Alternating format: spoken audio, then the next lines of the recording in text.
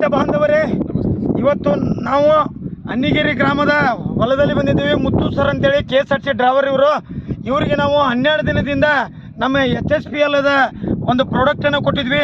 ಇವತ್ತು ರೈತರ ಮಾತಾಡಿಸ್ಕೋಬೇಕು, ಮಾತೃ ಭೂಮಿ ರಕ್ಷಣೆಯನ್ನು ನಾವು ಮಾಡಬೇಕು ಅನ್ನುವಂಥ ಒಂದು ಅಭಿಯಾನ ಕಾರ್ಯಕ್ರಮದಲ್ಲಿ ನಮ್ಮ ವಿದ್ಯಾ ಮೇಡಮ್ ಅವರು ಹಾಗೂ ಅನಿಲ್ ಸರು, ಪಿರಪ್ ಸರು, ನಾವು ನದಾಪ್ ಅಂತೇಳಿ ಎಲ್ಲರೂ ಕೂಡಿ ಒಂದು ಅಭಿಯಾನ ಕಾರ್ಯಕ್ರಮ ಮಾಡ್ತಿದ್ದೀವಿ. ಪ್ರತಿಯೊಬ್ಬರಿಗೂ ರೈತರಿಗೂ ನಮ್ಮ ಆರ್ಗ್ಯಾನಿಕ್ ಬಗ್ಗೆ ತಿಳಿಸ್ಕೊಳ್ಳಿಕ್ಕೆ ಬಂದಿದ್ದೀವಿ. ಈಗ ನೀವು 12 ದಿನದಲ್ಲಿ ರಿಸಲ್ಟ್ ಕೊಟ್ಟಂತ ರೈತರನ್ನ ಮಾತಾಡ್ತಾ ಹೊಂಟಿದ್ದೀನಿ.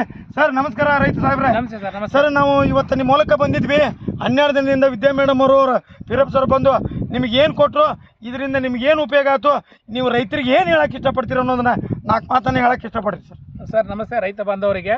ನಮಗೆ ಫಸ್ಟ್ ಆಫ್ ಆಲ್ ಹೇಳ್ಬೇಕಂದ್ರೆ ನಮಗೆ ಸರ್ವಶ್ರೀ ಅವರಿಗೆ ಒಂದು ದೊಡ್ಡ ಧನ್ಯವಾದಗಳನ್ನು ಹೇಳ್ತಾ ಇದ್ದೀವಿ. Thank you sir. ಆಮೇಲೆ ನನ್ನ ಹೊಲ ನನ್ನದೇ ಸ್ವಂತ ಇರೋದ್ರಿಂದ ನಾನೇ ಸರ್ ಬಹಳ ಮಾಹಿತಿ ಕೊಟ್ಟರು ನನಗೆ. ಇದೊಂದು ಸಲ ಮಾಡಿ ನೋಡಿ, ನೀವು ಮಾಡಿ ಅದ್ರ ಪ್ರಯೋಗ ಮಾಡಿಂದ ಮುಂದೆ ನಾವು ಏನು ನಿಮಗೆ ಹೇಳ್ತೇವೆ ಅಂತ ಅವರು ಹೇಳಿದರು.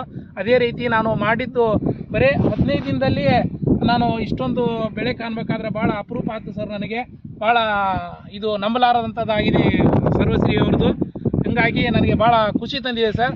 ಎಲ್ಲ ರೈತ ಬಾಂಧವರು ಇದನ್ನ ಉಪಯೋಗ ಮಾಡ್ಬೇಕಂತೇಳಿ ತಮ್ಮಲ್ಲಿ ಕೇಳ್ಕೊಳ್ತಾ ಇದ್ದೀನಿ. Thank you sir. Thank you sir.